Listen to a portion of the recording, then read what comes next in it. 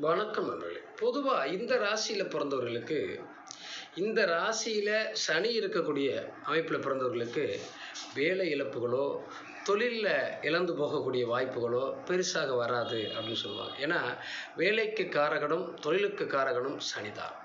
அப்ப இந்த சனீஸ்வர பகவான் தனது சொந்த வீட்டிலோ, தனது நட்பு வீட்டிலோ அமர்ந்திருக்கிறவர்களுக்கு அந்த மாதிரியான நிலைப்பாடுகள் கண்டிப்பாக வராது. அப்போ மேஷம், மிதுனம், கன்னி இதில் சனி இருந்தாலும் இவர்களுக்கு தொழில் இழப்பு, வேலைவாய்ப்பு இழப்பு பெரிதாக அவர்களை பாதிக்காது.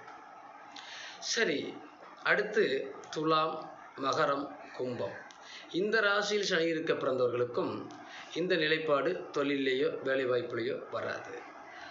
அப்போ மற்ற ராசிகளுக்கெல்லாம் வந்துடுமா? இல்லை, அங்கும் சனி எந்த ஆதிபத்தியம் பெற்றிருக்கிறாரோ, எந்த நிலையில் இருக்கிறாரோ, எந்த நட்சத்திரத்தில் இருக்கிறாரோ அதன்படி